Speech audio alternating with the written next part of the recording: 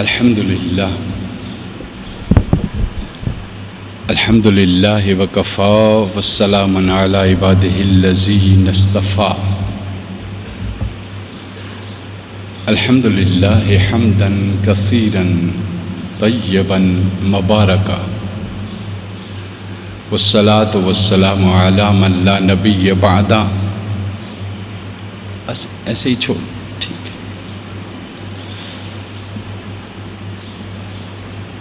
والصلاة والسلام على من لا نبي بعده. اما بعد، قال الله تعالى في الكلام المجيد والفرقان الحميد: بسم الله الرحمن الرحيم.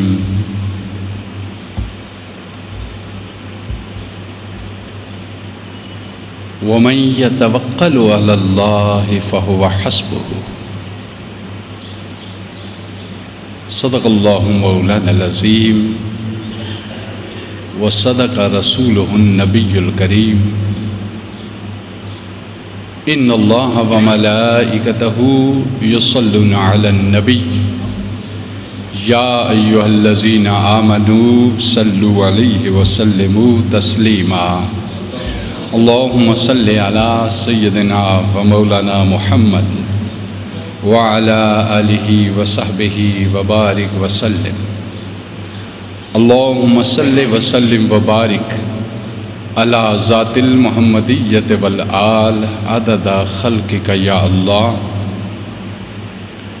يا الله يا رحمن يا رحيم يا حي يا قيوم برحمتك نستغيث. معزز و محترم سامعین ذی وقار،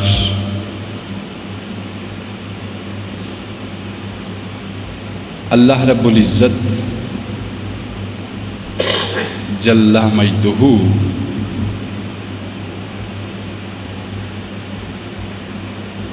کہ تمام پیغمبر جو تعداد میں 1,24,000 یا کم و بیش جتنے بھی ہوئے، وہ سب کے سب ایک دین پہ تھے، اور ان سب کی امتیں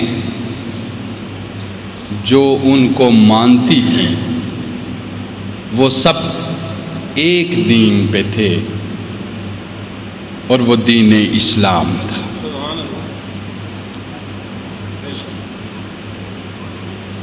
تو گویا ہم غلطی سے بعض اوقات یہ کہتے ہیں کہ اسلام 1400 سال سے ایسا ہے، یا 1400 سال ہوئے اسلام کو آئے. یہ غلطی ہے. اسلام پہلا پیغمبر جو اس کائنات ارضی پہ آیا، اس وقت سے اسلام موجود ہے، اور ان کا دین بھی اسلام تھا. اور عیسیٰ علیہ السلام کا دین بھی اسلام تھا، موسیٰ علیہ السلام کا دین بھی اسلام تھا، جناب نوح علیہ السلام کا دین بھی اسلام تھا. حضور اسلام لائے نہیں، یا حضور دین لائے نہیں، حضور نے دین کو اپنے کمال تک پہنچایا. حضور صلی اللہ علیہ وسلم نے دین کو اپنے کمال تک پہنچایا، اور یہ فرمایا قرآن مقدس کے ذریعے کہ الیوم اکملت لکم دینکم واتممت علیکم نعمتی ورضیت لکم الاسلام دینا. اور ارشاد فرمایا کہ آج دین مکمل ہو گیا، اور میرے بعد کوئی نیا دین نہیں ہوگا. دین ہمیشہ سے اسلام ہی رہا ہے، اور اس کو تسلیم کرنے والے، یعنی اللہ کے حکم کو، وہ حکم جو بذریعہ پیغمبر صلی اللہ علیہ وآلہ وسلم آتا رہا، اس کو تسلیم کرنے والے مسلمان رہے، اور اس تسلیم کو تعمیل کے مرحلے میں لے آنے والے مومن بنے، اور اس تعمیل کو کمال تک پہنچانے والے محسن بنے۔ یعنی کمال حاصل ہو گیا جن کو، وہ کیا ہو گئے؟ قرآن نے ان کو کیا کہا؟ محسنین۔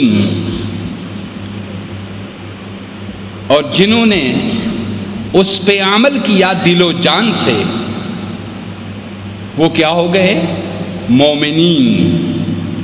اور جنہوں نے اس کو تسلیم کیا مگر عملی دنیا میں ذہناً تسلیم کیا مگر عملاً کمزور رہے، انہیں کیا کہا گیا؟ مسلمین۔ تو گویا باہر کے لحاظ سے ہم جسمانی طور پہ ایک ہیں، مادہ ایک ہے ہمارا، کلکم بنی آدم وآدم من طین، تم سب کے سب نسل آدم ہو، اور آدم کو مٹی سے تخلیق کیا گیا۔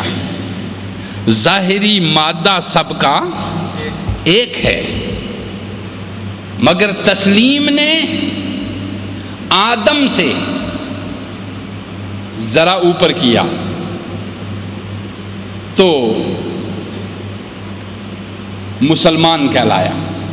یعنی جب تک آدم ہے تو وہ را میٹیریل ہے، خام مال ہے، اس کے ذہن کو کوئی شے روشن کرے گی تو وہ دائرہ آدمیت میں داخل ہوگا، قلب کو کوئی شے روشن کرے گی تو وہ دائرہ انسانیت میں داخل ہوگا، اور روح کو کوئی شے روشن کرے گی تو دائرہ محبوبیت میں داخل ہوگا۔ یہ ہے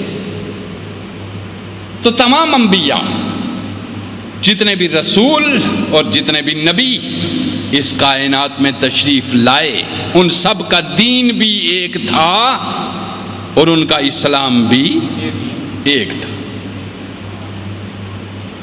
یہ جو مذاہب بنے، عیسائیت ہو گیا، یہودیت ہو گیا، ہندو مت ہو گیا، جین مت ہو گیا، بدھ مت ہو گیا، پھر مذاہب کے اندر جو مسالک بنے، مثلا ہندو بھی سب کے سب ایک نظریے پہ نہیں، سکھ بھی سب کے سب ایک نظریے پہ نہیں، یہودیت کے بھی 12 فرقے ہیں، اور عیسائیت کے بھی عمومی تقسیم سے 2 ہیں مگر لاتعداد فرقے۔ مسلمانوں میں بھی لاتعداد فرقے، بر صغیر ہو یا عرب ہو، وہاں پہ بھی لاتعداد فرقے۔ ایک ہم یہ کہتے ہیں کہ شافعی، مالکی، حنفی، حنبلی یہ فرقے نہیں ہیں، یہ وہ لوگ ہیں جو تمام کے تمام سنت حضور صلی اللہ علیہ وآلہ وسلم کی ابتداء میں آقا دو جہاں جناب محمد مصطفیٰ صلی اللہ علیہ وسلم نے جب اعلان نبوت فرمایا، تو اعلان نبوت فرماتے ہی کچھ لوگ شام سے آئے، کچھ فارس سے گئے، کچھ لوگ کسی دوسرے ملک سے آئے۔ دین کی تو باتیں وہی تھی، جو آمنت باللہ و ملائکتہ و کتبہ و رسلہ والیوم الآخر و قدر خیرہ و شرہ من اللہ تعالی والبعث بعد الموت. یہ دین ہے. یہ کیا ہے؟ یہ دین ہے. اور وہ جو 5 چیزیں ہم، یہ دین جو میں نے آپ کو بتایا، اور اسی کو ایمان بھی کہا گیا. اس کو کیا کہا گیا؟ ایمان.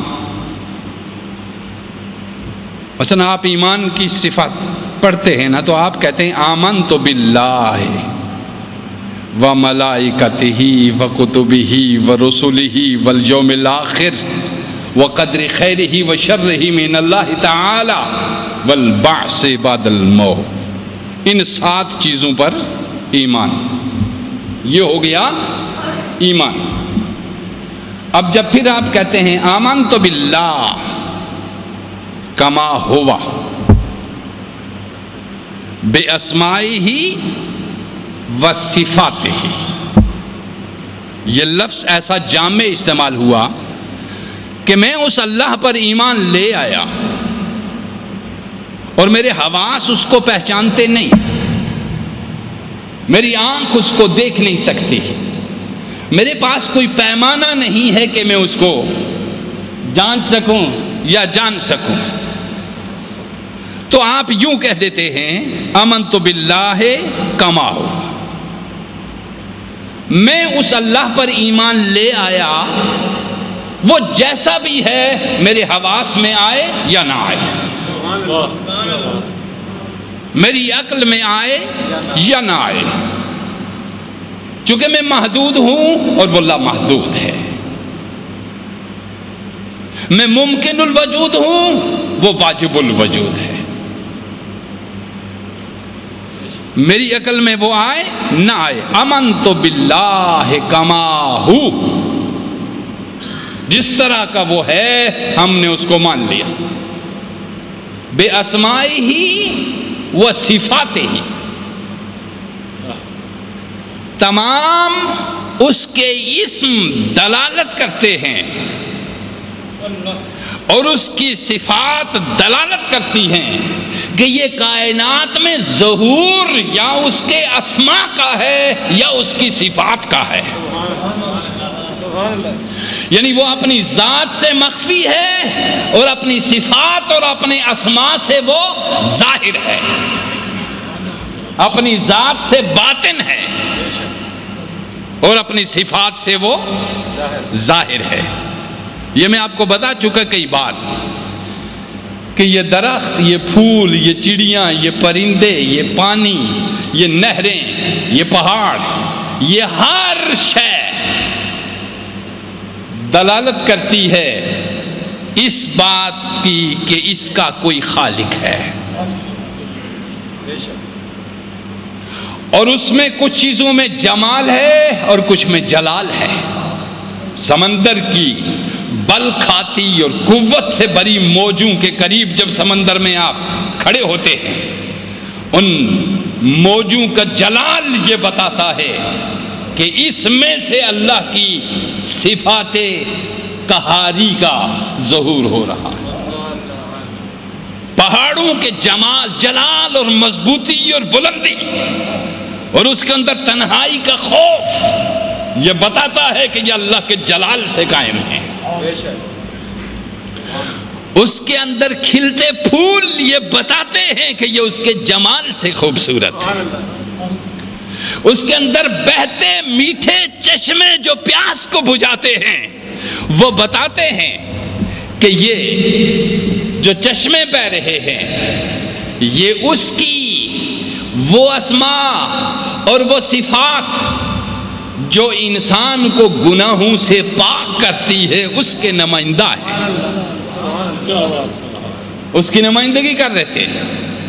جس کے لیے رسول اللہ نے ارشاد بھی فرمایا، ایک صحابی حضرت ابو ہریرہ سے روایت کہ آقا دو جہاں صلی اللہ علیہ وسلم نے ارشاد فرمایا کہ تم میں سے اگر کسی شخص کے گھر کے سامنے ایک نہر جا رہی ہو اور 5 وقت وہ اس میں نہائے تو کیا کوئی میل اس پہ باقی رہ سکتی ہے؟ صحابہ نے عرض کی نہیں یا رسول اللہ۔ آقا نے فرمایا یہی مثال 5 وقت کی نمازوں کی ہے۔ جس طرح ظاہر 5 بار غسل کرنے سے کوئی میل باقی نہیں رہتی، اسی طرح 5 بار دن میں نماز اور اللہ کے حضور جھکنے سے باطن کے اندر کوئی غلاظت نہیں رہتی۔ ظاہر کو پاک کرنے کے لیے پانی اور باطن کو پاک کرنے کے لیے، باطن کی پاکیزگی کے لیے عبادت، اور عبادت کی بہترین صورت نماز، بہترین صورت۔ مثلا آپ بیٹھ کے تسبیح پڑھتے رہیں گے تو آپ تھک جائیں گے، ایک حالت پہ آپ قائم ہیں، تھک جائیں گے آپ۔ کھڑے ہو کر آپ قیام کر کے طویل قیام کریں گے تو تھک جائیں گے۔ نماز کے اندر ایسی، عبادات کے اندر اس انداز کا رکھ دیا کہ آپ کھڑے بھی ہوں، آپ جھکیں بھی، آپ سجدے میں بھی جائیں، اور اٹھ کے تمام جوڑوں کو، پورے وجود کے جتنے جوڑ ہیں ان کو اپنی اپنی جگہ استراحت بھی ملے۔ آپ سجدے میں جائیں تو دوران خون اپنے دماغ میں جائے، خون کا دوران آپ کے دماغ میں جائے، اور جب خون آپ کے دماغ میں دورہ کر کے جائے گا، اور جب آپ یہ اپنی پیشانی زمین پہ رکھیں گے، زمین پہ رکھیں گے تو آپ کے اندر، آپ کے دماغ میں جتنی بھی آپ کی باڈی میں ایک بجلی ہے، انسانی جسم میں کیا ہے؟ بجلی۔ اور ایک انسان کی باڈی سے ایک 0 واٹ کا بلب روشن ہو سکتا ہے۔ تو آپ کے اندر جو یہ چیز موجود ہے، اس سے عمر رفتہ کے ساتھ آپ کے دماغ میں کمزوری پیدا ہو جاتی ہے۔ لیکن اگر 5 وقت آپ زمین پہ سجدہ کرتے ہیں، آپ کو معلوم ہے کہ زمین آپ کے اس سسٹم کو ارتھ کے طور پہ خط کر دیتی۔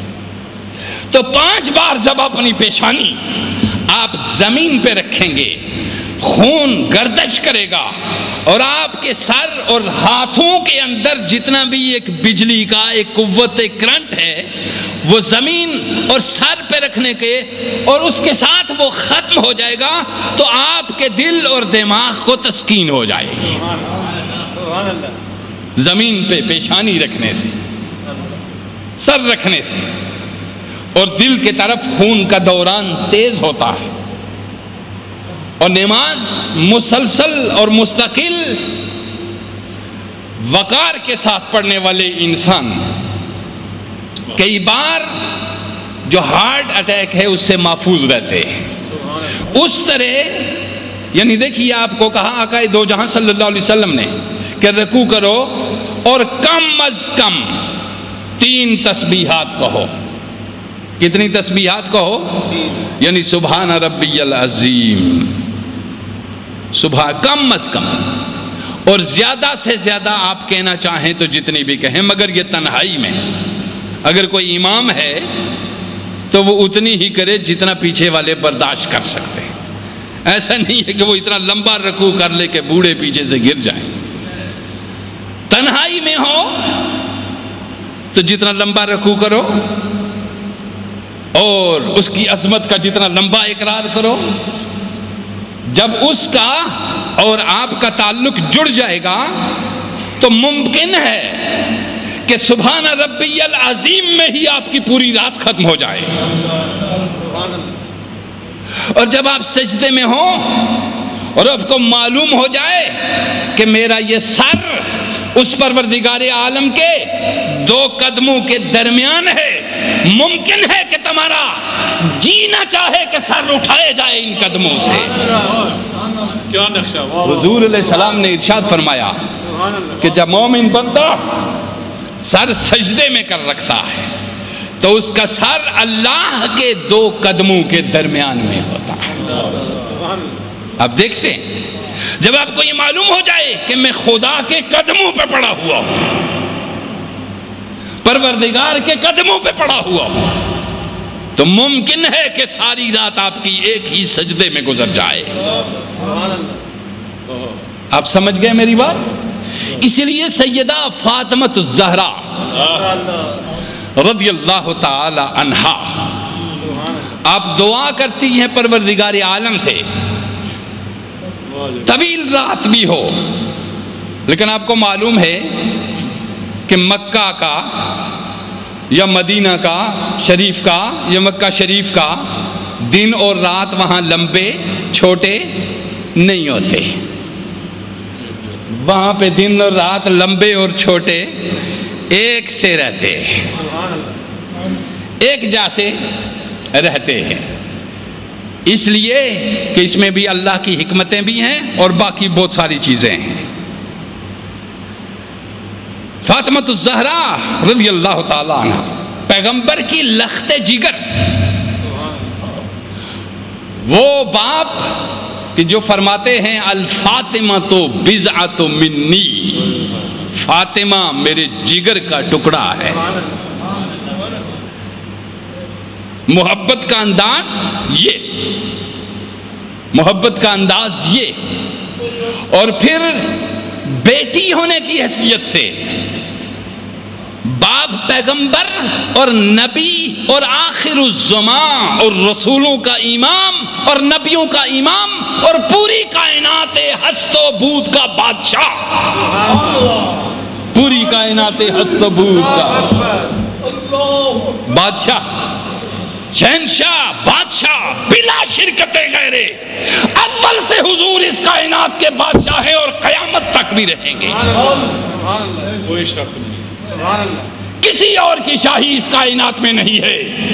جب حضور اپنے وجود میں اس کائنات میں آئے ہوئے نہیں بھی تھے تو بھی وہ بادشاہ تھے اس کائنات کے، اور اب جب یہ کائنات زیر و زبر کر دی جائے گی تو بھی وہ اسی کائنات کے بادشاہ رہیں گے۔ یہ کائنات بنائی ہی انہی کے لیے گئی ہے، یہ کائنات پیدا ہی انہی کے لیے کی گئی ہے، اور اس کائنات میں میرے محمد مصطفیٰ صلی اللہ علیہ وآلہ وسلم، اور اس کائنات کی حرکت بھی میرے مصطفیٰ کے وجود سے ہے۔ اس کی حرکت بھی کس کے وجود سے ہے؟ اب بات ذرا الگ نکل رہی ہے، مگر میں کہنا چاہوں گا کہ اس کائنات کی حرکت محمد مصطفیٰ کے وجود سے ہے۔ نبض ہستی تپش آمادہ اسی نام سے ہے۔ اقبال فرماتے ہیں نبض ہستی تپش آمادہ اسی نام سے ہے۔ اور یہ پیچھے جو گفتگو کی تھی معراج پہ، ہم نے اس میں نے عرض کیا تھا کہ آقا دو جہاں کو بلایا گیا، اللہ نے بلایا، بلا کے اپنے قریب کیا، اپنی قدرت کے قریب کیا، اتنا قریب، اتنا قریب کہ ثم دنا فتدلہ فکان قاب قوسین،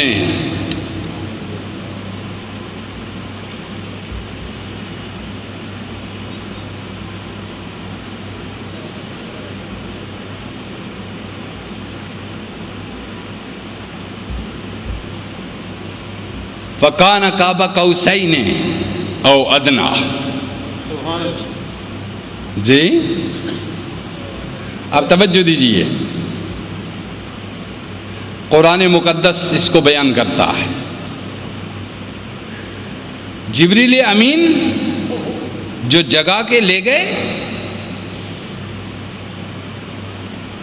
اور سدرۃ المنتہا ایک اشارہ ہے ایسی بارڈر لائن کا جہاں اوپر کی چیزیں اوپر رہتی ہیں اور نیچے کی نیچے رہتی ہیں.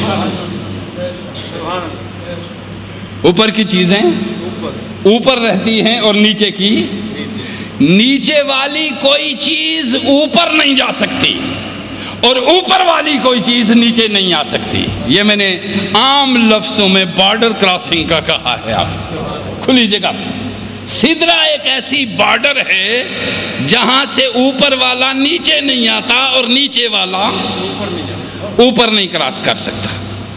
جی چونکہ اس کے پاس کوئی پاسپورٹ نہیں ہے ایسا کہ جس کے ذریعے سے وہ جا سکے. جبریل جیسی بڑی طاقت رہ گئی کہ یا رسول اللہ اگر یکسر موئے برتر ربم، اگر میں یا رسول اللہ اب میں یہاں ہی ہوں، بس آگے آپ جانیں اور آپ کا رب جانے، ہمارا یہاں پہ ختم، ہم اس سے اوپر کبھی نہیں گئے یا رسول اللہ، نہ جا سکتے.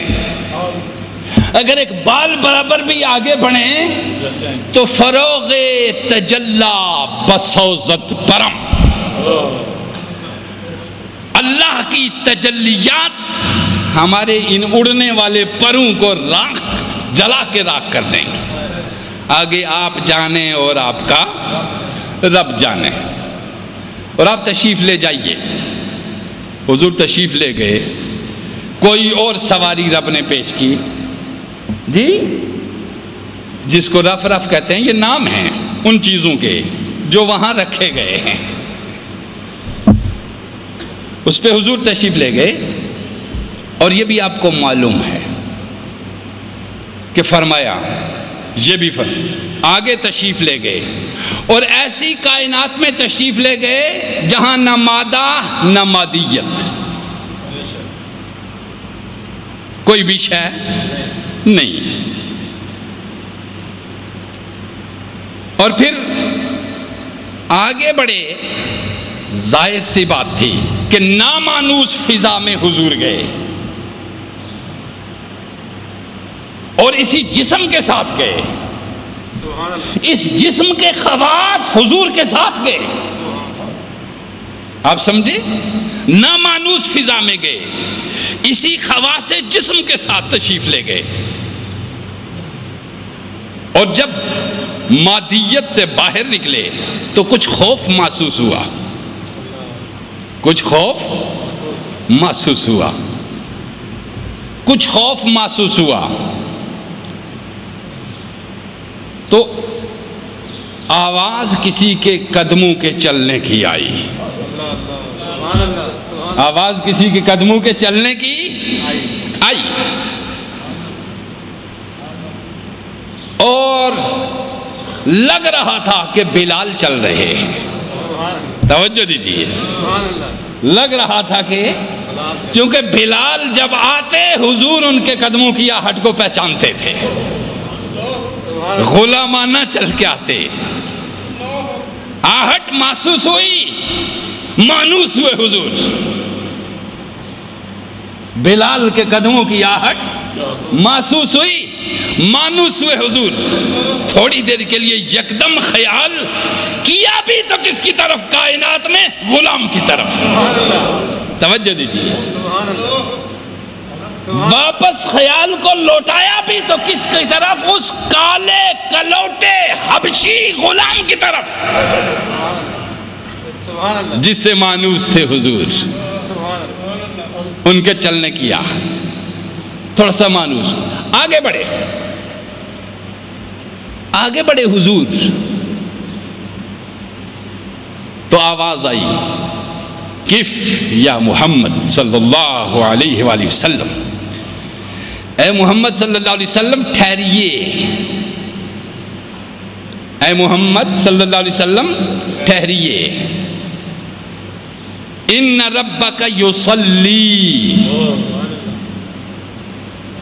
آپ کا رب آپ پہ رحمتیں بھیجنے آ رہا ہے.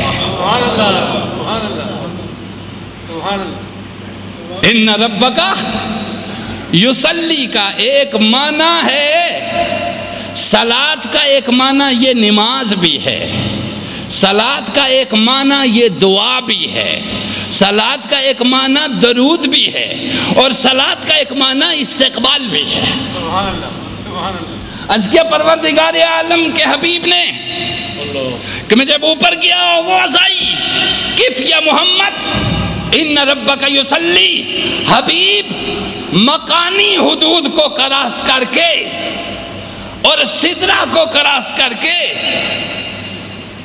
اور اس لامکانی حدود میں آپ داخل ہوئے اور یہ آدھا سفر آپ نے طے کر لیا، اب ٹھہریے میں آپ کے استقبال کے لیے آگے بڑھتا ہوں۔ سبحان اللہ، کف یا محمد ان ربک یصلی، آپ کی رحمتوں کے ساتھ آپ کے استقبال کے لیے آپ کا رب پڑھ رہا ہے۔ کیا بات، اللہ اپنے حبیب کو ریسیو کرنے خود آ رہا ہے، اور پھر بٹھاتے ہیں یوں آمنے سامنے کہ جیسے دو بڑے لوگوں کی ملاقات ہوتی ہے، اور درمیان میں فاصلہ یہ کہہ کر ارشاد فرمایا کہ دنا فتدلہ، وہ قریب ہوئے اور ہی قریب ہوئے، اور اس قربت کی کوئی انتہا نہیں، سبحان اللہ، کوئی انتہا نہیں۔ صرف اتنا بتایا کانا کعبہ قوسین او ادنا، قرآن کہہ رہا ہے جس طرح اس دور میں تیر کمان لگاتے تھے تو کمان آگے کی طرف، ایک کمان دو کمانوں کا فیصلہ ہاتھ دونوں ملے یہاں تک ہوا، دونوں ہو گئے ایک مگر دو ہی رہے، چونکہ وہ عبد تھا وہ معبود تھا، وہ عبد تھا وہ معبود ہو گیا، ارادے دونوں کے ایک ہو گئے،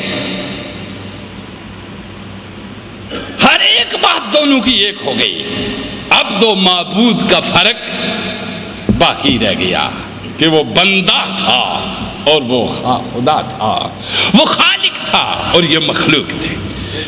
ملاقات ہوئی، گفتگو ہوئی، حضور علیہ السلام نے اس کا نقشہ بیان فرمایا اس طرح کا کہ رأیت ربی عز و جل، میں نے اپنے رب کو دیکھا، میں نے اپنے رب کو دیکھا، رائی تو کہا، کیا کہا؟ رائی تو خواب میں دیکھنے کو نہیں کہتے یا روحانی آنکھ سے دیکھنے کو نہیں کہتے، رائی تو اس اپنی آنکھ سے دیکھنے کو کہتے، میں نے اس اپنی آنکھ سے اپنے رب کو دیکھا، رائی تو ربی، میں نے اپنے رب کو دیکھا، اور وہ کہہ رہا ہے اسرا بعبدہ، میں نے اپنے بندے کو بلایا، اور یہ فرما رہے ہیں میں نے اپنے رب کو دیکھا۔ توجہ دیجئے، یہ بھی کہہ رہے ہیں میں نے اپنے رب کو، اور وہ کہہ رہا ہے سبحان الذی اسرا بعبدہ، میں نے اپنے بندے کو بلایا۔ توجہ دیجئے، وہ انہیں اپنا کہہ رہا ہے اور وہ انہیں اپنا کہہ رہا ہے۔ خدا کہہ رہا ہے کہ میرے حبیب تم میرے ہو، اور رب کے محبوب کہہ رہے ہیں میرے مولا تو میرا ہے، تو میرا پروردگار ہے، تو میرا خالق ہے اور تو میرا مالک ہے۔ رأیت ربی،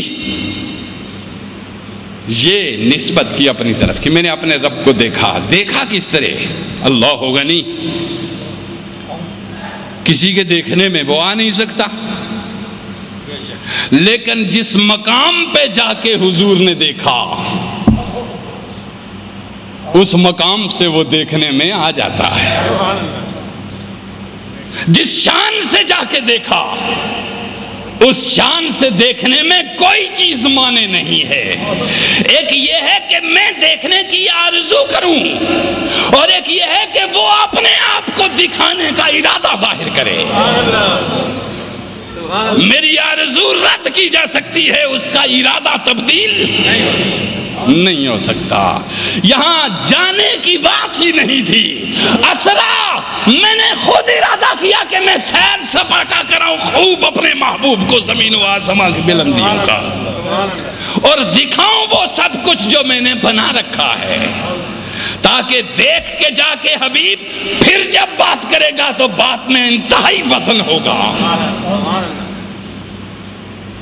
فرما رہی تو جنت کو دیکھنا کوئی خاص مسئلہ نہیں، وہ یہاں سے رہ کے حضور کے غلام دیکھتے رہتے،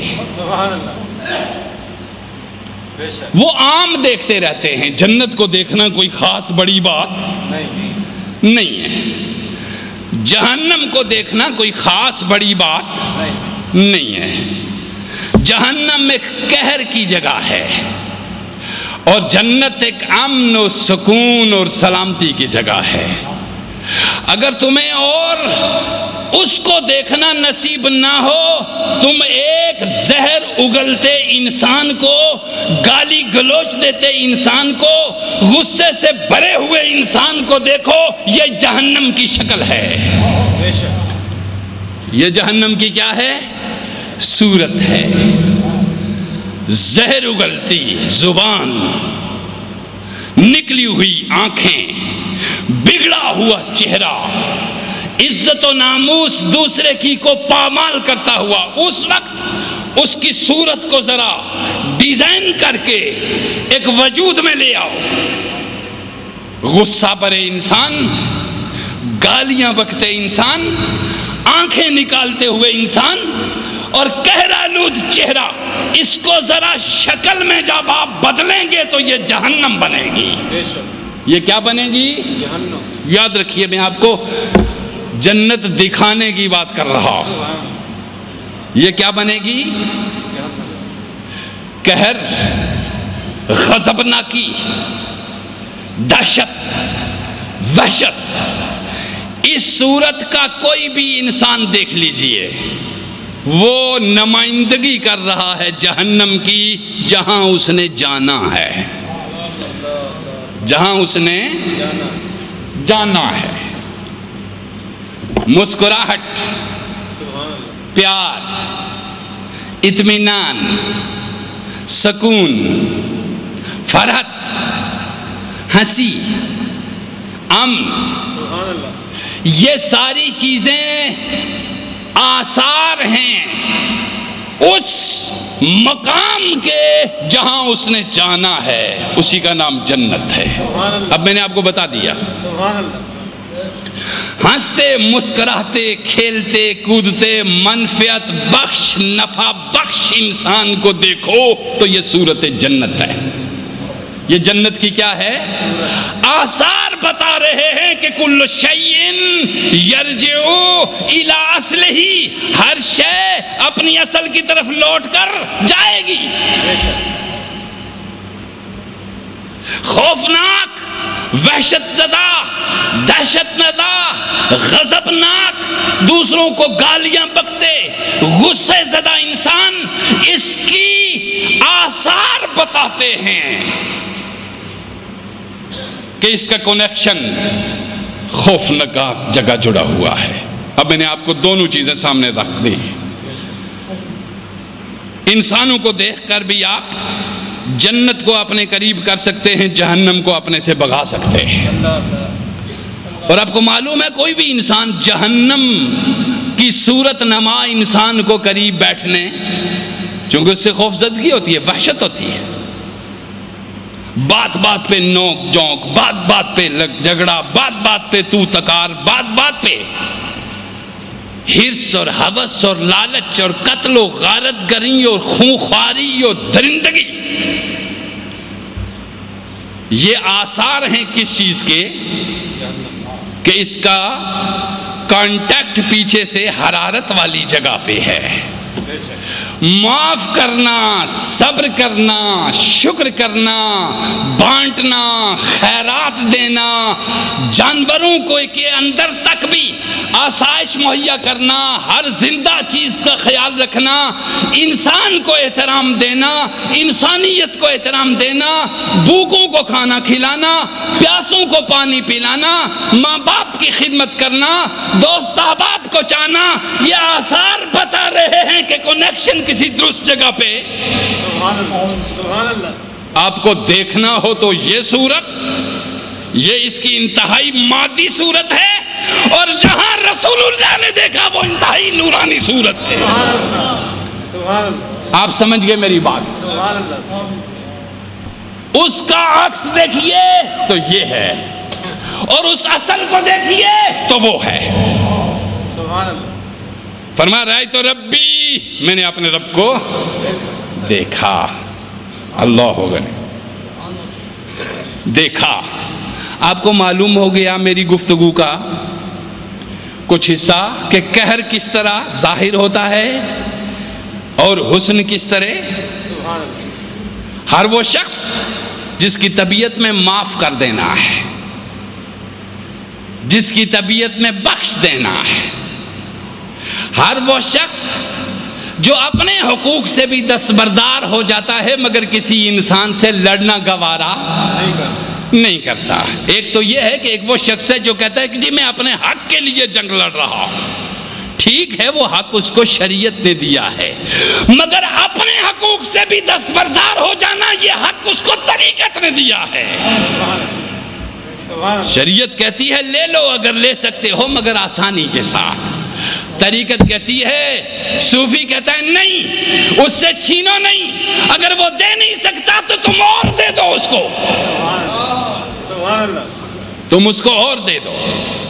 آپ سمجھئے دوستو یہ کائنات بڑی خوبصورت ہے، یہیں سے ہم جنت بھی تیار کر رہے ہیں، یہیں سے ہم جہنم بھی تیار کر رہے ہیں۔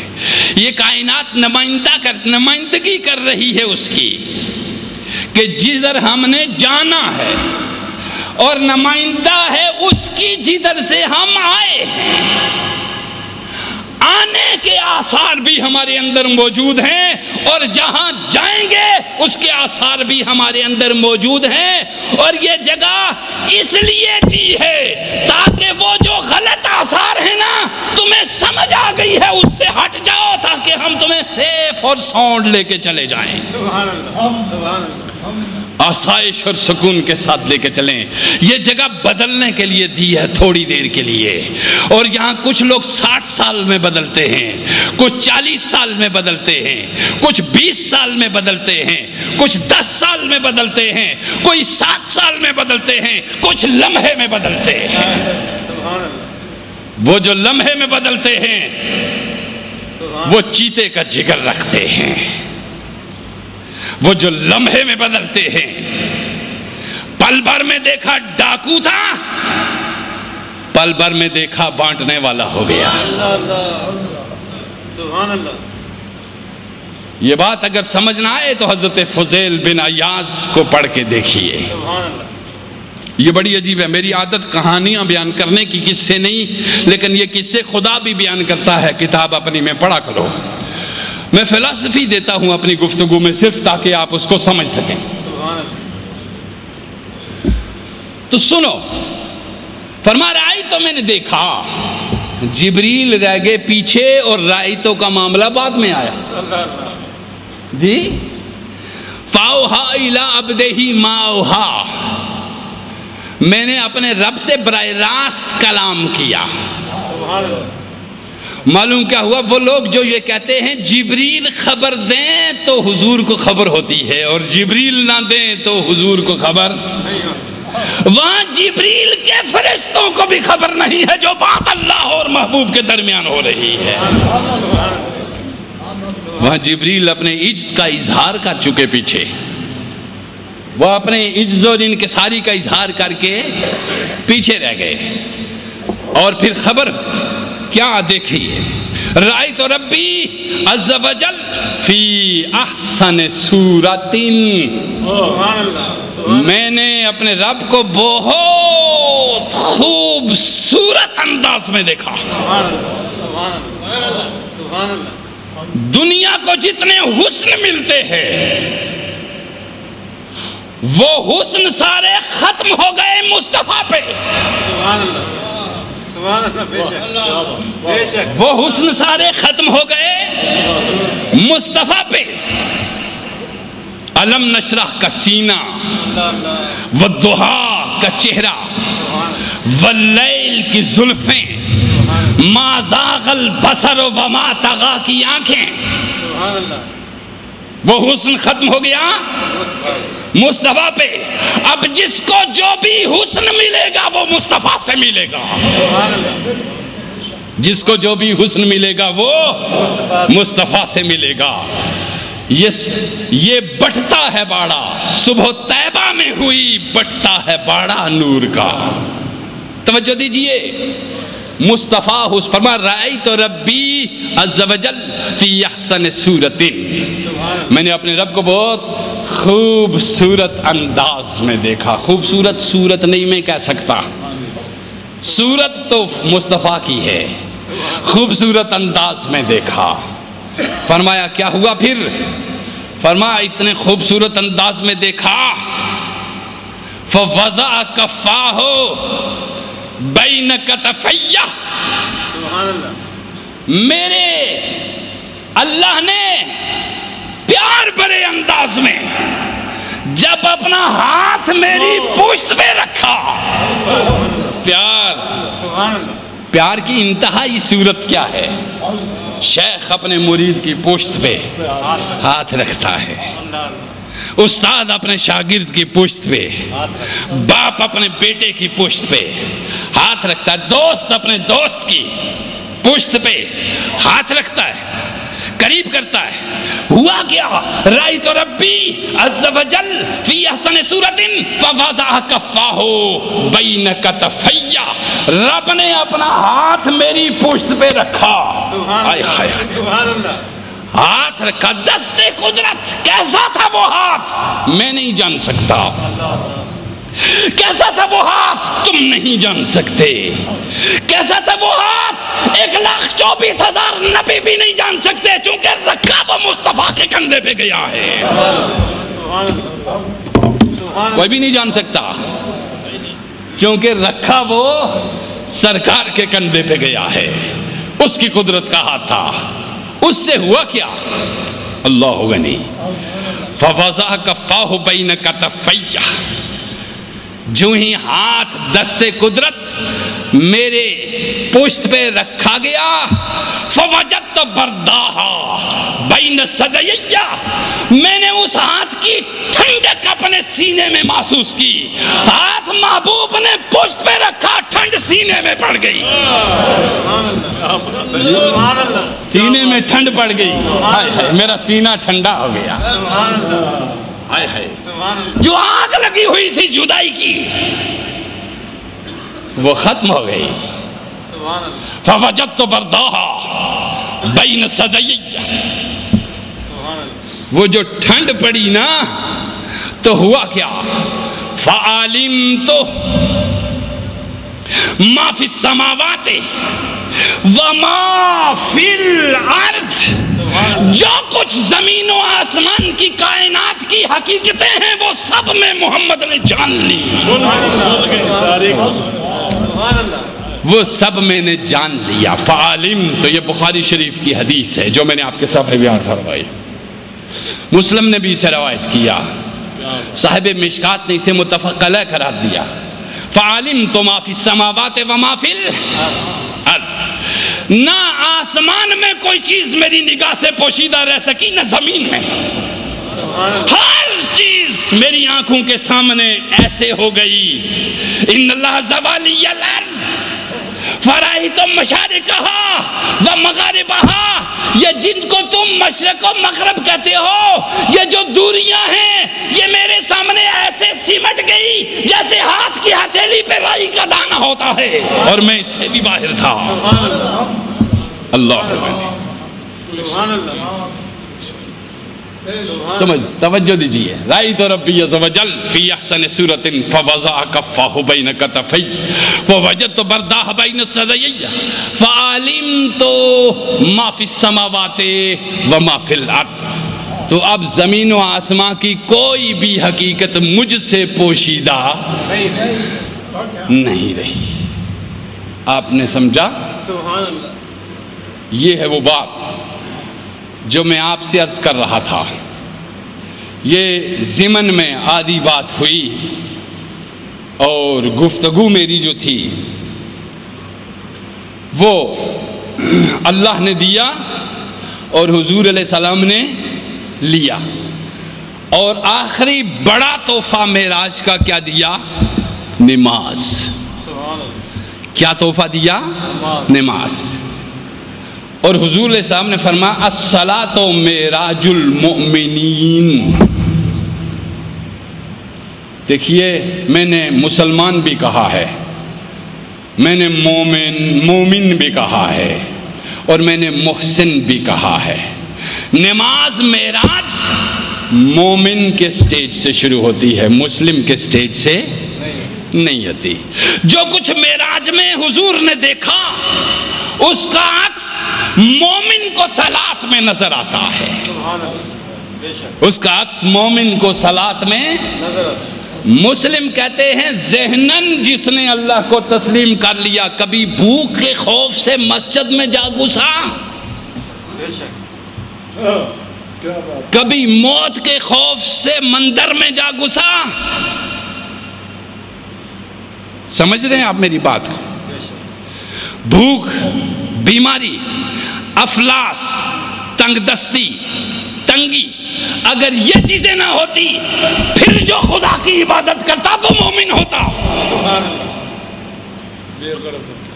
آپ سمجھتے ہیں میری بات؟ ہمارا اس ڈر سے عبادت کرتے ہیں کہ کہیں غریب نہ ہو جائیں. غریب اس خوف سے عبادت کرتے ہیں کہ کہیں بھوک سے مر ہی نہ جائیں. زاہد اور پرہیزگار اس لیے عبادت کرتے ہیں کہ جنت اور اس کے انعامات ملیں. گناہگار اس لیے عبادت کرتے ہیں کہ ہمارے گناہ مٹیں اور خوف اتر جائے. اللہ کو اللہ کے لیے چاہو, مصطفیٰ کو مصطفیٰ کے لیے چاہو. جنت کو بھی ذہن سے نکال دو, جہنم کو بھی ذہن سے نکال دو, حور و قصور کو بھی ذہن سے نکال دو. جو یار کی طرف سے آئے اسے قبول کرو. سبحان اللہ. جو محبوب کی طرف سے آئے اسے قبول کرو. ذرا سی بات پہ بھدک نہ جایا کرو. بھوک ہو جائے تو چیخیں اٹھ جائیں, ذرا سا سر میں درد آئے تو مجھے دم کی ضرورت پڑ جائے. میرے دوست, ایک ہے عبادت ذات کے لیے, ایک ہے عبادت خدا کے لیے. ذاتی منفعت والی عبادت خدا سے غیر کو مانگنا ہے, اور خدا کے لیے عبادت خدا سے خدا کو مانگنا ہے. سبحان اللہ. تجھ سے تجھی کو مانگ کر مانگ لی ساری کائنات. تجھ سے تجھی کو مانگ کر مانگ لی ساری کائنات. اب اٹھتے نہیں ہیں ہاتھ میرے اس دعا کے بعد. سبحان اللہ. سبحان اللہ. اب اٹھتے نہیں ہیں ہاتھ میرے اس دعا کے بعد. او بندگان خدا, مسلمین, مومنین, محسنین, محبین, محبوبین, یہ بڑے سٹیج ہیں. سارے ہم دیکھنے میں ایک ہی لگتے ہیں, نسل آدم لگتے ہیں, اور دیکھنے میں ایک ہی زمین ہے نا میری جان, مگر آم میں الگ رس بھرتا ہے وہ, اورنج میں الگ خوشبو بھرتا ہے وہ,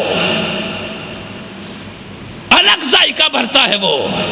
اگتے سارے اسی زمین سے ہیں مگر پھل اور ذائقہ ہر ایک کا الگ ہے کہ نہیں؟ رنگ بھی الگ ہوتے ہیں کچھ. جی ایک بھی رنگ ہو تو ایک کو آپ مسمی کہتے ہیں، ایک کو مالٹا کہتے ہیں، ایک کو پتہ نہیں فروٹر کہتے ہیں، ایک کو پتہ نہیں کنو کہتے ہیں، کچھ مختلف ہیں کہ نہیں؟ یہ ایک ہی ہیں، تم سب کو مالٹا ہی کیوں نہیں کہتے؟ یہ آم ایک ہی ہے، تم سب اس کے سیب ایک ہی طرح کے، ان کو سب کو سیب ہی کیوں نہیں کہتے؟ مگر ان کی 3000 اقسام دنیا میں موجود ہے۔ کہتے سب کو کیا ہیں؟ سیب ہیں۔ لیتے کہاں سے ہیں ذائقہ اور طاقت اور صحت؟ اسی زمین سے، مگر رنگ بھی الگ، ذائقے بھی الگ، لذت بھی الگ، قیمت بھی الگ۔ سبحان اللہ، ہے کہ نہیں؟ قرآن کہتا ہے تفکروا وتدبروا، تو زیادہ سے زیادہ غور اور فکر کرے گا تو بکریوں اور بھیڑوں پہ کرے گا، بھینسوں اور اونٹوں پہ کرے گا۔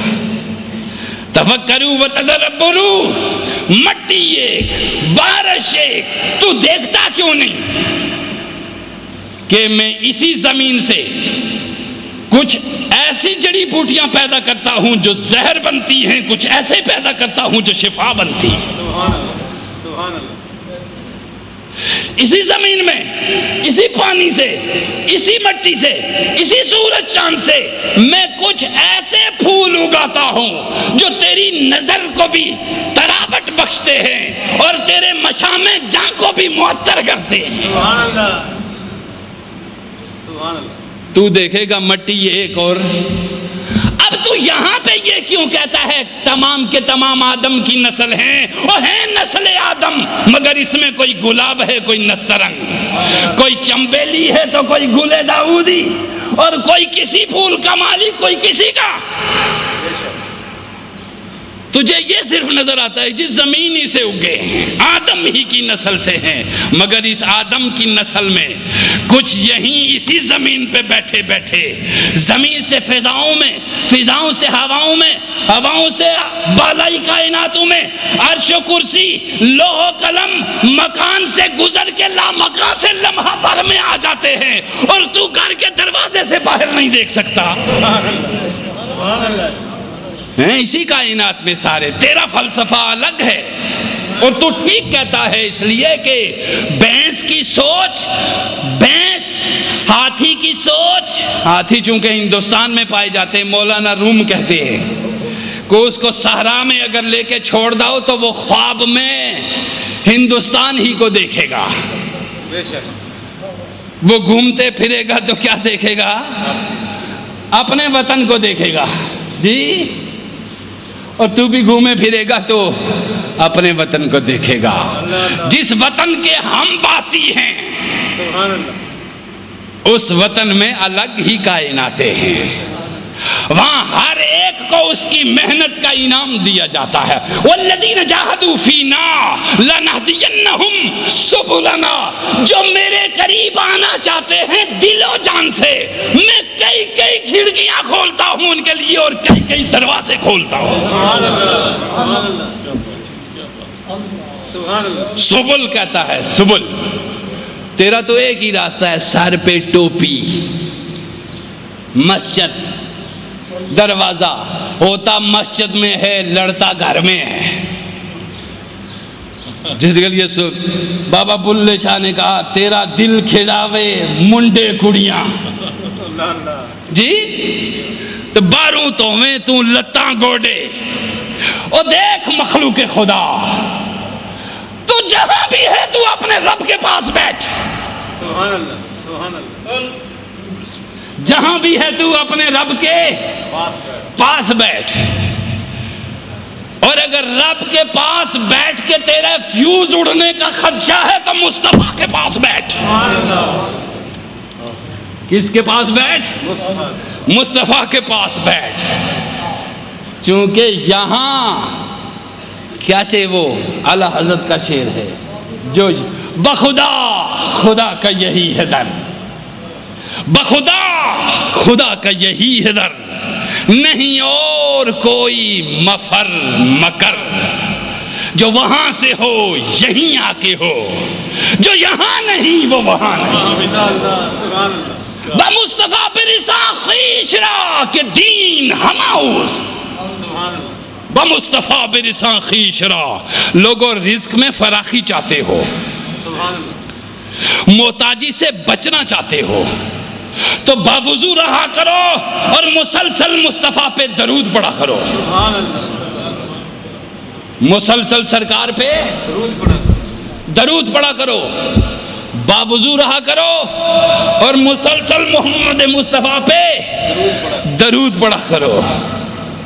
اللہ تمہیں قرضوں سے بھی نجات دے گا اور مرضوں سے بھی، گردن کو بھی بلند کرے گا مگر ایسی بلند کہ جس میں سریا نہیں ہوگا، اللہ جہاں جھکنا چاہے گی جھک جائے گی، جہاں اٹھنا چاہے گی اٹھ جائے گی، جو اٹھنے کا مقام ہوگا وہاں وہ اٹھ جائے گی، حسین کی طرح اٹھ جائے گی، مجدد الفسانی کی طرح، جہاں جھکنے کا مقام ہوگا وہاں جھک جائے گی۔ ہائے ہائے ہائے، سبحان اللہ عجب گاہے است زیر آسماں، از عرش نازک تر، نفس گم کردہ می آیت جنید و با یزیدی جا۔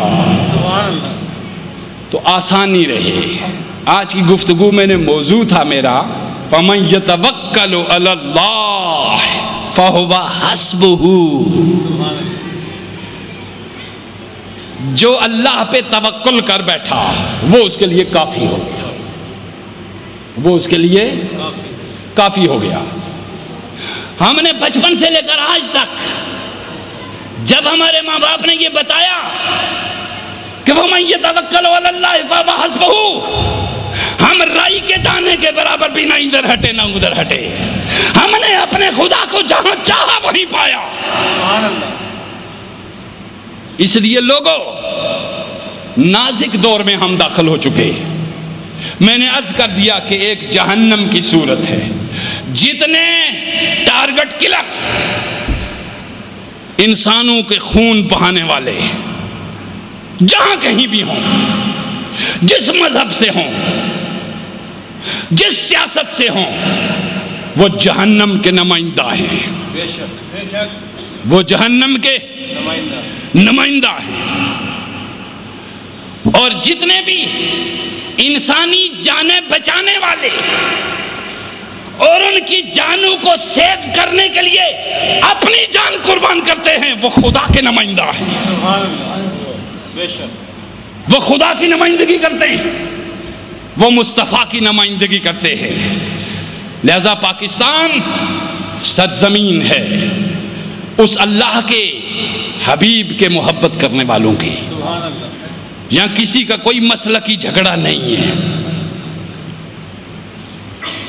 سب اللہ کے محبوب کا احترام کرنے والے ہیں، سب اللہ کی بندگی کی دعوت دینے والے ہیں، سب اللہ کے رسول کی محبت کا دم برتے ہیں۔ یہاں کسی مسلک اور کسی مذہب کا کوئی جھگڑا نہیں، مسلک میں نے عرض کیا کہ مذہب بھی حسد کی بنیاد پہ بنتے ہیں۔ بنیادی طور پہ مذہب کون سا تھا؟ اسلام۔ قرآن ہمارا پڑھ کے دیکھیے، ابراہیم بھی مسلمان تھے، نوح بھی مسلمان تھے، جتنے بھی انبیاء آئے، پہلا آدمی پیغمبر جو اس کائنات میں آیا وہ کون سا دین لے کر آیا؟ دین اسلام۔ قرآن کہہ رہا ہے ہمارا اسلام نبی پاک صلی اللہ علیہ وسلم سے نہیں شروع ہوا میرے دوست، یاد رکھ لے۔ ہم 1400 سال پہلے مسلمان نہیں ہوئے، سب سے پہلا توحید پرست اور انبیاء سے محبت کرنے والا انسان مسلمان تھا۔ سبحان اللہ آپ سمجھ گئے میری بات کو؟ اسلام صدیوں سے آ رہا ہے، یہ جتنے مذہب ہیں یہ اسلام سے نکلے ہیں۔ کتنے مذہب ہیں یہ کس سے نکلے ہیں؟ اسلام سے نکلے۔ آدم کے بیٹے ایک نے دوسرے سے جھگڑا کیا حسد کی بنیاد پہ کہ اس دور میں جس کے ساتھ جو بیٹی جڑواں پیدا ہوتی تھی اسی کے ساتھ اس کا نکاح کر دیا جاتا تھا۔ حابیل کے ساتھ اور قابیل، ان دونوں میں ایک کے ساتھ خوبصورت جڑواں بیٹی پیدا ہوئی، تو سب سے پہلا قتل بھی اس زمین پہ عورت کی وجہ سے ہوا۔ اس کی خوبصورتی کی وجہ سے، اور قتل ہو گیا، وہاں پہ شیطان اور شر پیدا ہو گیا، یہ حسد کی وجہ سے۔ پہلا جھگڑا جو اس کائنات میں پیدا ہوا وہ کس سبب سے ہوا؟ حسد کے سبب سے۔ پھر وہاں پہ حسد کے سبب سے مذاہب پیدا ہوئے۔ نوح علیہ السلام کی قوم ہندو بن گئی، ہنود سارے کے سارے نوح علیہ السلام کی نسل سے ہیں۔ اسی طرح آگے بڑھئے، پھر چالاکیوں کے ساتھ مذہب چونکہ جنونیت اور عشق اور جذبہ پیدا کرتا ہے، لہذا ہر دھوکہ باز، ہر مکار، ہر فریبی، ہر خود غرض مذہب کے نام سے لوگوں کو ایکسپلائٹ کرتا ہے یا روحانیت کے نام سے ایکسپلائٹ کرتا ہے۔ مذہب کے نام پہ یا روحانیت کے نام پہ، اور وہ ایکسپلائٹ ہوتے ہوتے جب آگے جا کے لٹ چکے ہوتے ہیں تو پھر پوچھے مڑتے ہیں تو کہا جو دائی تھا وہ شیطان، سیرت انسان تھا، بے شک، لیکن کام ہو چکا ہوتا ہے اتنی دیر میں۔ تو یہ تمام کے تمام فرقے مذہب میں نے یاد کیا، یہ کس سے نکلے؟ اسلام سے۔ پھر ہمارے رسول صلی اللہ علیہ وآلہ وسلم، محمد مصطفیٰ صلی اللہ علیہ وسلم تک یہ فرقے اسلام سے نکلتے رہے، اور حسد کی بنیاد پہ قرآن کہتا ہے، یہ باتیں یاد رکھیے جو میں آپ کو بتا رہا ہوں، انٹرنیشنل لیول کی یہ باتیں ہیں جو آپ کے ذہنوں میں ہونے چاہیے۔ سبحان اللہ۔ سارے مذاہب کس مذہب سے نکلے؟ اسلام سے۔ سب سے پہلا مذہب دنیا میں کون سا ہے؟ مورخ لکھتا ہے کہ سب سے پرانا مذہب ہندوازم ہے جو 4000 سال پہلے آیا، اور سب سے پرانا اگر ہندوازم ہے تو آدم کس کا باپ تھا؟ بے شک، بے شک۔ مجھے بتاؤ کیا آدم ہندو تھے؟ مورخین نقل و ہوش کے ناخن بھی نہیں لیتے کچھ، اور شعور کی دنیا سے بھی عاری ہوتے ہیں، کچھ عقائد اور فرقے کے اندر گھس جاتے ہیں اور عالمی تناظر میں انصاف کے ساتھ بات نہیں کرتے۔ سب سے پہلا دین کون سا تھا اس دنیا میں؟ اسلام۔ قرآن کہتا ہے حسد کی بنیاد پہ پھر فرقے بنے تو ان کو مذاہب میں بدل دیا گیا۔ مثلا عیسائی مذہب بھی فرقے کی بنیاد پہ اسلام سے خارج ہوا، یہودیت بھی اسلام سے خارج ہوا، کیونکہ آدم جب مسلمان تھے تو موسیٰ اگر نبی تھے تو مسلمان تھے۔ سبحان اللہ، بے شک۔ کیا آپ موسیٰ کی نبوت سے انکار کرتے ہیں؟ کیا ہم عیسیٰ علیہ السلام کی نبوت سے انکار کرتے ہیں؟ بات مزے کی یہی ہے، ہم سب کو مانتے ہیں، یہ ہمارے ایک کو بھی نہیں مان سکتے۔ جی بات مزے کی سب سے یہی ہے۔ اور اختلاف کس بنیاد پہ ہے؟ سارا قرآن و سنت پڑھ جائیے، کوئی مذہب والا یہ نہیں کہتا کہ محمد نے یہ غلط بات کہی ہے، ان کو اختلاف اس بات پہ ہے کہ محمد نے ہمیں کہا کیوں نہیں کچھ تاکہ ہم دلیل کے طور پہ پیش کرتے ہیں۔ ہمارے مصطفیٰ نے کچھ بھی نہیں کہا، ہمارے مصطفیٰ نے کچھ بھی نہیں کہا، ہر ایک کی اچھی بات کو کہا یہ اسلام ہے۔ اور ہمارے لیے بھی یہ حکم دیا الحکمت دالت المومن، کسی غیر مسلم کے اندر بھی اچھی بات اگر ہے تو وہ تم لے لو کہ تم ہی وارث ہو اس کے۔ سبحان اللہ، سبحان اللہ۔ تمام اچھائیوں کا نام اسلام ہے اور تمام برائیوں کا نام کفر ہے۔ آپ سمجھ گئے؟ تمام برائیوں کا نام کیا ہے؟ کفر ہے۔ وہ برائیاں ذہنی ہوں یا قلبی ہوں یا جسمانی ہوں، ذہنی ہوں استدلال کی صورت میں، قلبی ہوں گمراہی کی صورت میں، یا ظاہری ہوں گناہ کی صورت میں، وہ ساری کی ساری کیا ہیں؟ کفر ہیں۔ جتنے پرسنٹ بیماری عبداللہ میں ہوگی اتنا ہی ایک وہ کافر ہوگا۔ آپ سمجھ رہے ہیں میری بات؟ جتنے پرسنٹ الیگزینڈر میں ہوگی وہ اتنا ہی ایک وہ مسلمان ہوگا جتنی ایک اچھائی اس کے اندر ہوگی۔ اس کا فائدہ اس کو کیا ملے گا کہ آسان ترین جہنم میں اس کو ٹھکانہ دیا جائے گا۔ اس کا نقصان کیا ہوگا کہ سخت ترین جہنم میں اسے پھینک دیا جائے گا، چونکہ یہ اسلام اور نفاق دونوں کے درمیان میں الجھا رہا۔ آپ سمجھ گئے میری بات؟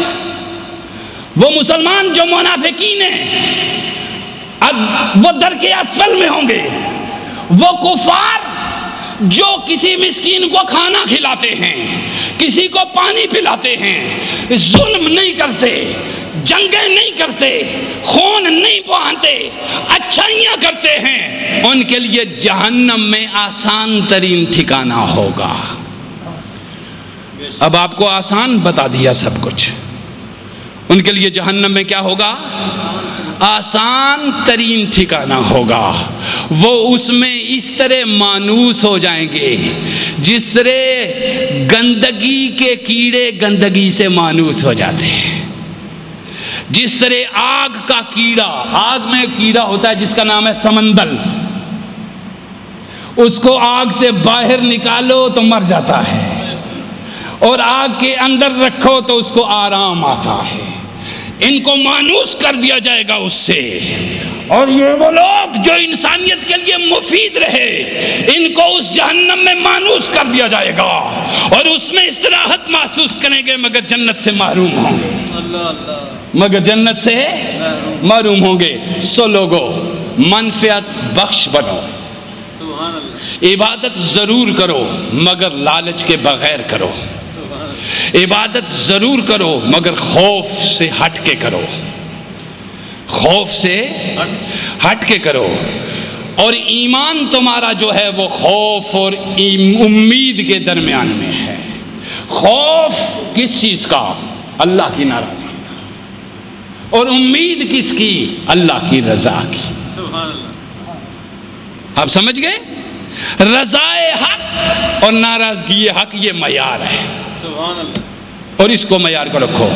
جتنا ایک انسانوں کی خدمت کر سکتے ہو کرو۔ اگر تم 1000 روپے اپنے شام کے کھانے پہ خرچ کرتے ہو، اس کو ٹیسٹی بناتے ہو، لذیذ بناتے ہو، اور پھر کھاتے ہو، اس کا مطلب یہ ہے کہ بھوک نہیں ہے تمہیں، بھوک نہیں ہے تمہیں۔ بھوک جس وقت تمہیں لگے گی اس وقت 3-4 دن کی پرانی چپاتی بھی تمہیں مرغ و مسلم سے زیادہ لطف دے گی۔ حضور نے فرمایا جب سچی بھوک لگے تو کھاؤ، اور جب سچی پیاس لگے تو پیو، تو پھر ہر نعمت تمہیں نعمت لگے گی۔ وہ 1000 روپے جب بھوک نہیں ہے تیرے نفس میں، توند تیری پہلی ہی آگے نکل چکی، چربی تیرے سارے جسم پہ چڑھ گئی، ایسیڈیٹی نے تیرے چہرے کو منحوس بنا دیا، کھانا اور سونا تو نے اپنی زندگی کا حصہ بنا لیا، بندگی اور خوف کے قریب تو نہیں جاتا، تو ضروری ہوا کہ اپنے غذا کو کم کر کہ تو 30 سال زندہ رہنا چاہتا ہے اس صورت میں، تو اس صورت میں تو 50 سال زندہ رہے گا، تاکہ تیرے جسم کے سارے فاسد مادے ختم ہو جائیں، تجھے علاج کی ضرورت نہ پاسے پڑے۔ غذا کو کم کرو، اور جتنا کم کرو اتنا غریبوں کو دو۔ غذا کو کم کرو، اور جتنا کم کرو اتنی ملاوٹ سے بچو۔ کھانا اور آسائش زندگی کم کرو، اور جتنی کم کرو اتنی منافع خوری سے بچو۔ حضور نے فرمایا مومن کا کھانا قناعت کے ساتھ ہے، اور کافر کا کھانا 7 آنتوں کے ساتھ ہے، جب تک گلے تک تن نہ ہو جائے، آنکھیں باہر نہ نکل آئیں، اور اندر کا کھانا باہر نہ آنے لگے، اس وقت تک اس کو آرام ہی نہیں آتا۔ تو سو لوگوں بھوک رکھ کے کھاؤ تاکہ ہرس نہ بڑھے۔ پاکستان کے اوپر حریص لوگوں کا قبضہ ہے، جن کے پیٹ نہیں بھرتے، نہ صرف پاکستان پہ بلکہ پوری عالم اسلام پہ حریصوں کا قبضہ ہے، ظالموں کا قبضہ ہے، سفاکوں کا قبضہ ہے، قاتلوں کا قبضہ ہے پورے عالم اسلام کے اندر۔ ان کے پیٹ کو جہنم کی آگ بھر سکتی ہے یا قبر کی مٹی بھر سکتی ہے، میرے رسول نے فرمایا اس کے سوا کوئی چیز بھی نہیں بھر سکتی۔